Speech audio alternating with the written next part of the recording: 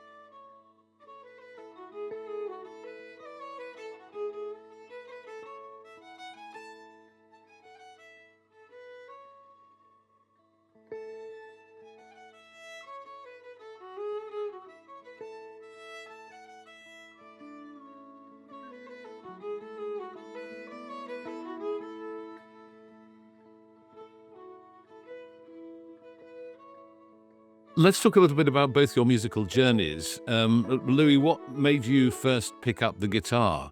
I suppose my dad, he's an antiques dealer, but he played lots of flamenco guitar around the house, and he used to go busking in the south of France and played lots of like Bert Jansch and Davy Graham as well. So that was always around, and I just thought it was really cool. So from the age of 5, it's sort of all I've ever cared about and thought about. But folk music was there in the family house. A little bit, yeah.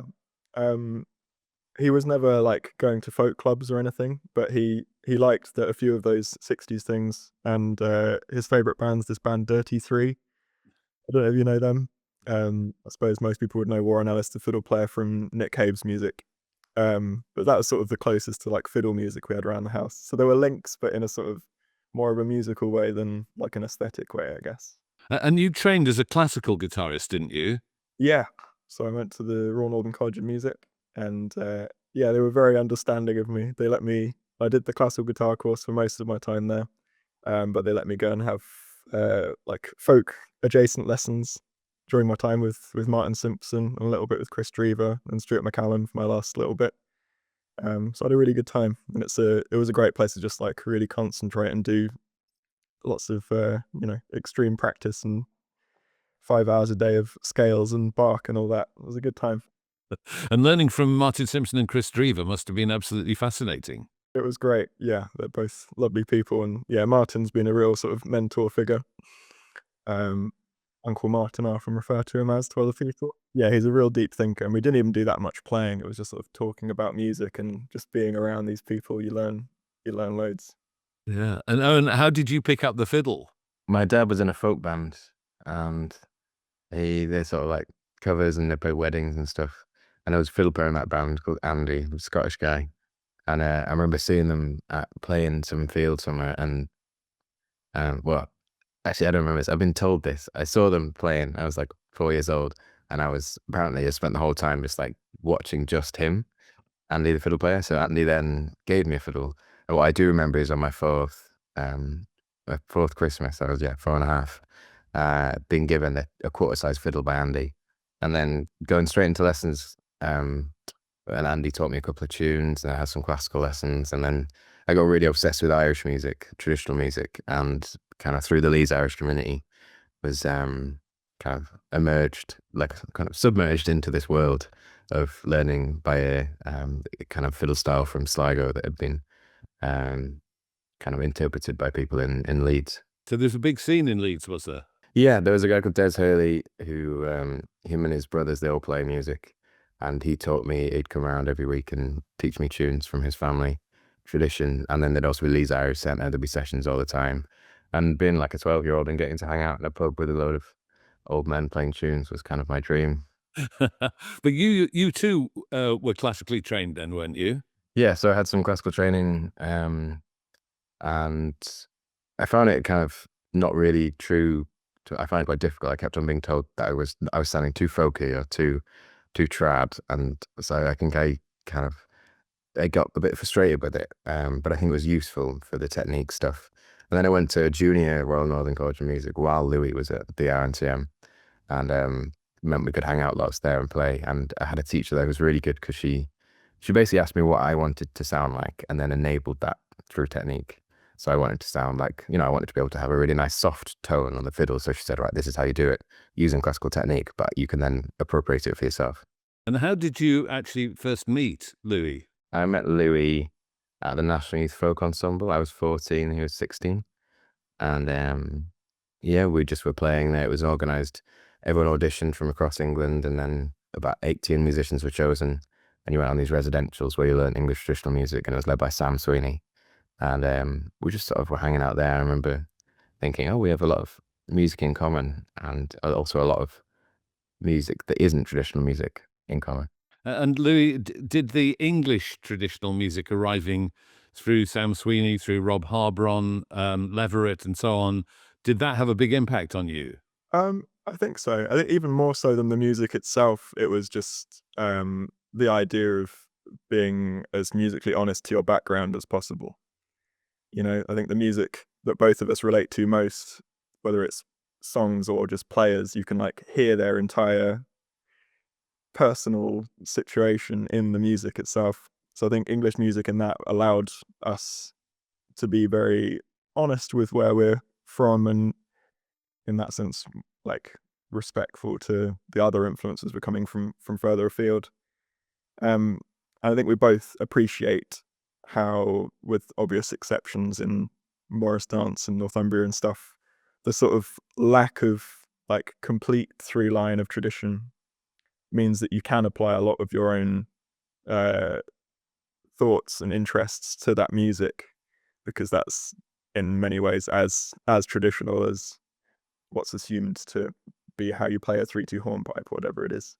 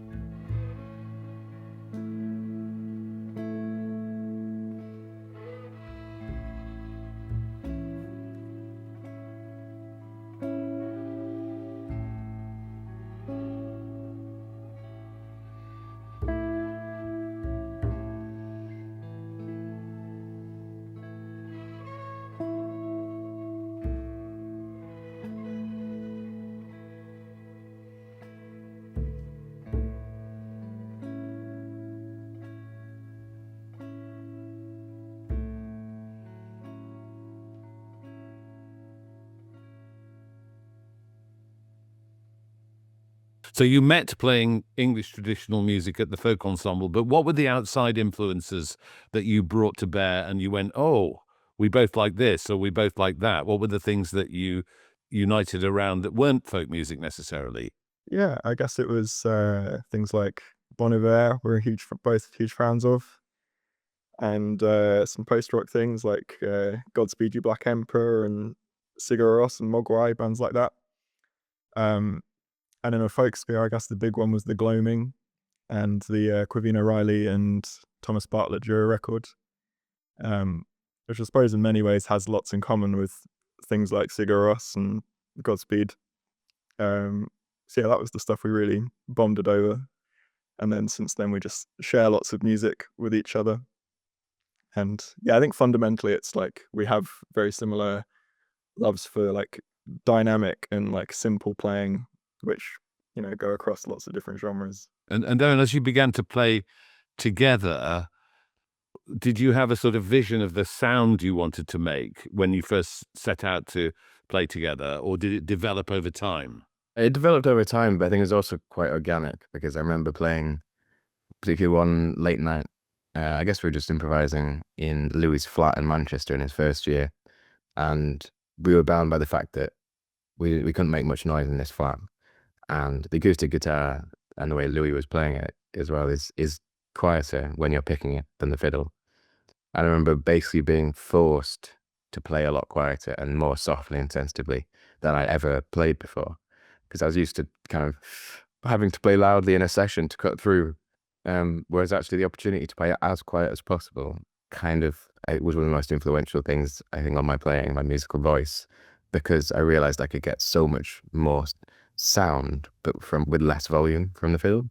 You know, all the different this kind of scratchy bow sounds and using different palettes of sounds that might be deemed unacceptable within classical music, but is actually the stuff I'm more interested in. So I think through those late night jams and through then building on those sound palettes with melodies that we really enjoyed working with, which are often quite simple, and then weaving them together. I think we both have an interest in compositional kind of form, basically, rather than AAB structure, really like looking at how motifs can reappear rather than just going from one tune to the other, which is also an amazing thing. It's just, I think we both had those interests and then we worked on it together over a period of time. And I think particularly giving a lot of time to rehearsal and composition is kind of what enabled the sound that we have.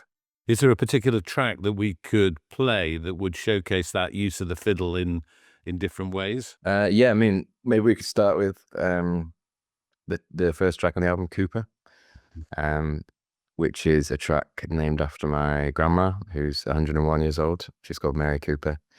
And the track starts off with samples of fiddle, it's called sul tasto, and flautando is the Italian term, classical term for this. But it basically means playing over the fingerboard and creating a breathy sound. We then put that through a pedal called a microcosm and then printed that onto cassette tape and then layered that up to create a sort of warm bed of sound that is underneath the tune, which is kind of based on, it's quite a simple folk tune.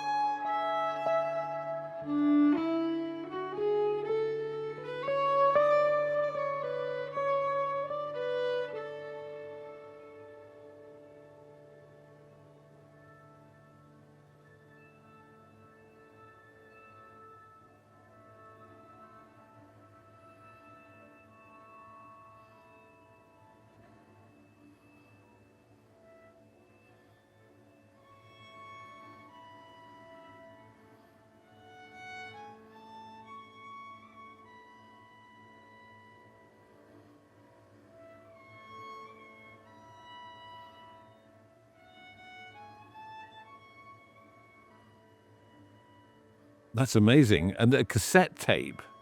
I mean, I thought that technology had gone out, but using a cassette tape, what did that give you that you couldn't get any other way?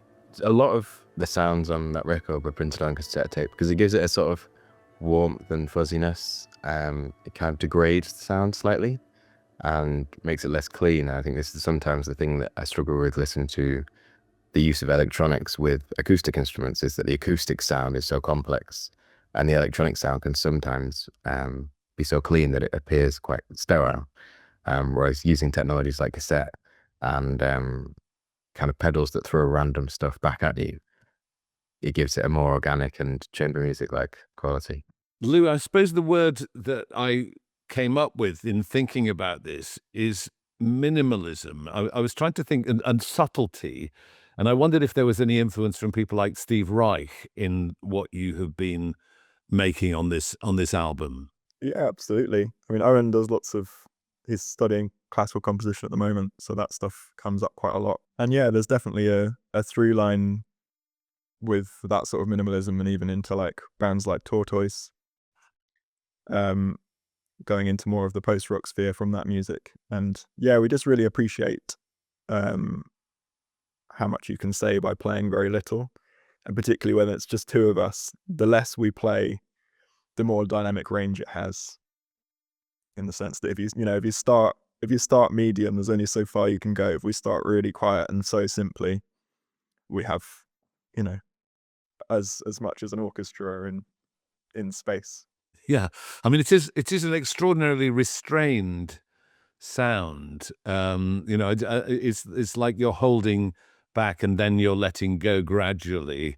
It's this subtlety that I think is so intriguing about the album. And I think you said that you did this through improvisation. I mean, do you sit and improvise loads and loads of things and then narrow it down to those that are going to make it on the album?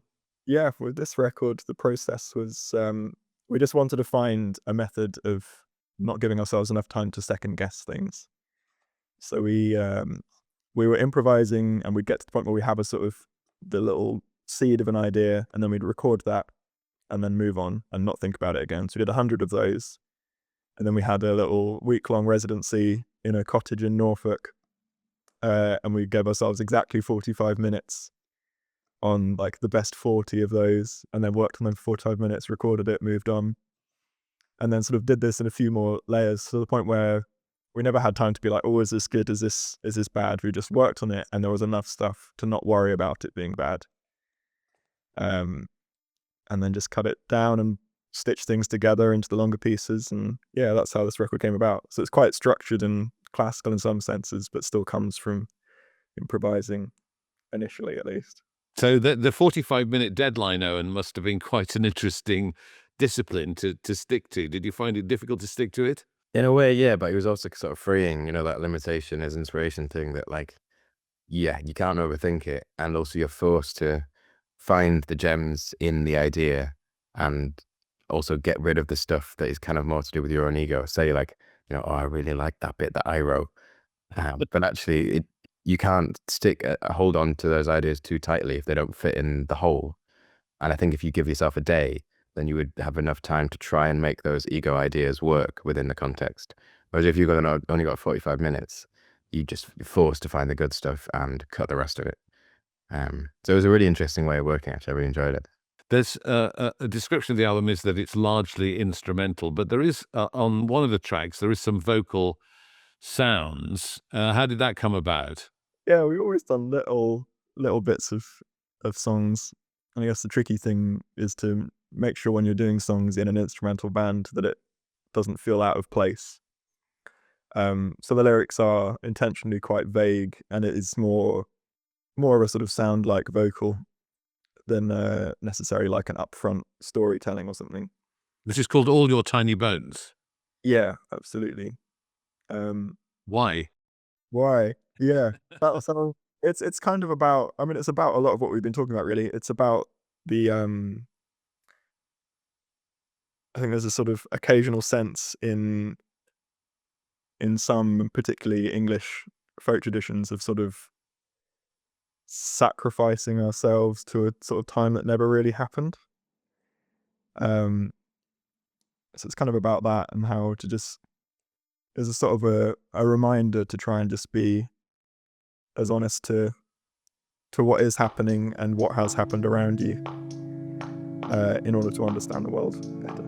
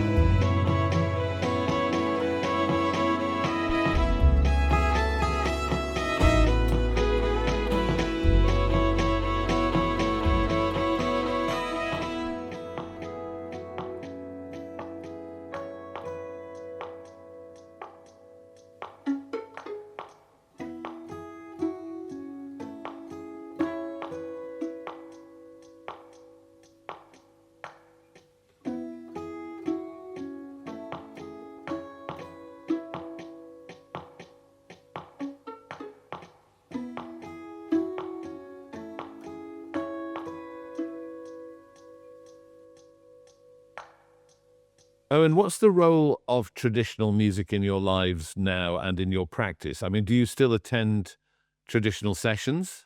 Yeah, traditional music has always been a part of my life since I started playing, and it's the kind of foundation of my social life as well. I go and play in traditional music sessions and playing tunes at home, having friends around to play tunes. There's a lot of tunes going on in my life, and I'm kind of addicted to it almost. But it is changing, and the way I kind of, the more you do it as a job and the more you gig this music, then your relationship to it changes in some ways.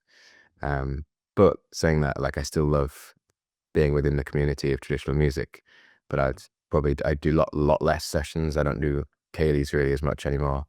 Um, and yeah, I think it's more about how I get to hang out with my friends is through tunes and through sessions and songs. But I think I probably end up playing less traditional music now. And I think maybe it's the same with Louis.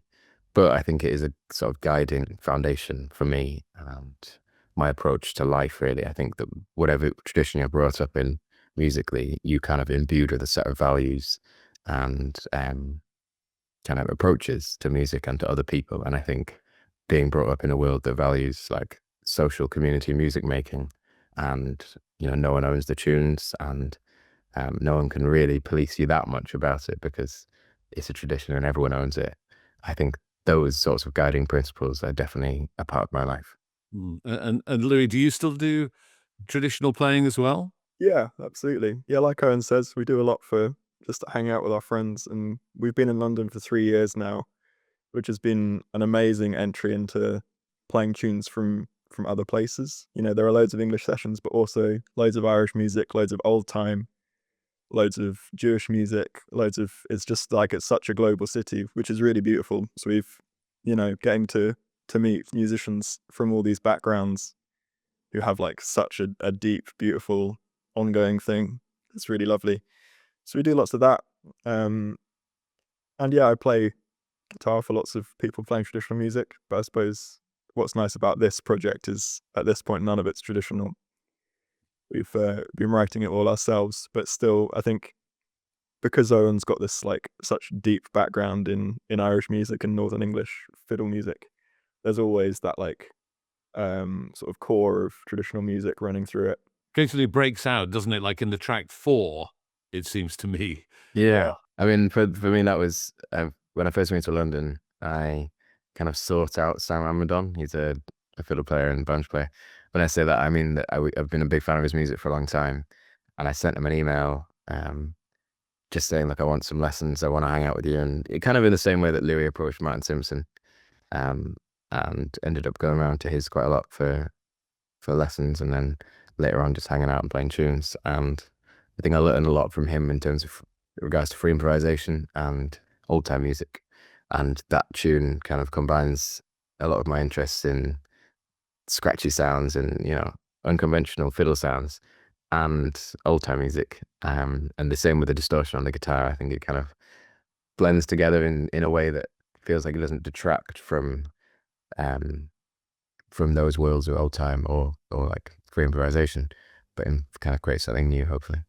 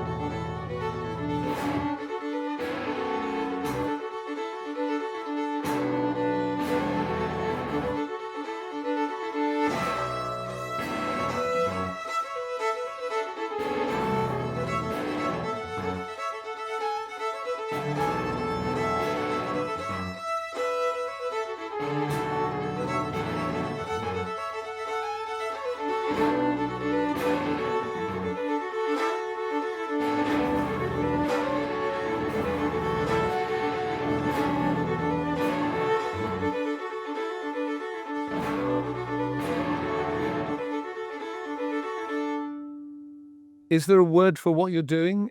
Because obviously you're nominated as Folk Album of the Year. Is it folk music?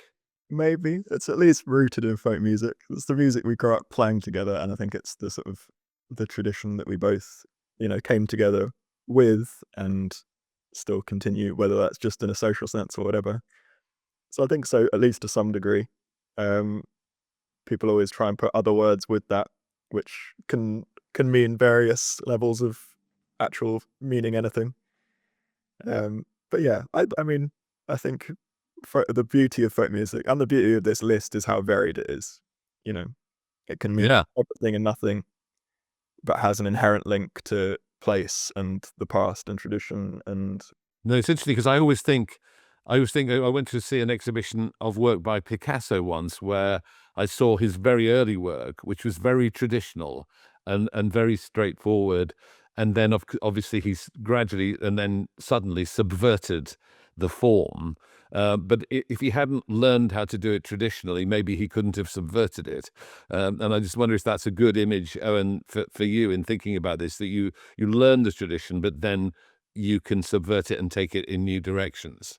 Yeah, I think it's about thinking about, I've been given this vocabulary and vernacular, and that's all will always be part of who I am and my identity. And the same with Louis. And I think, but we have so many other interests, and we live in London where there's so much going on, and wherever you are, like, there's always depth to go into. And I think using that vernacular as a starting off point, but not being bound by it. But also I'm not trying to subvert folk music. I'm not trying to do something new with traditional music at all. Like, it just happens to be that is the vocabulary that we use and kind of are using. It's been fascinating to hear your insights into the album. Thank you very much indeed. And once again, congratulations on your nomination. Thanks so much.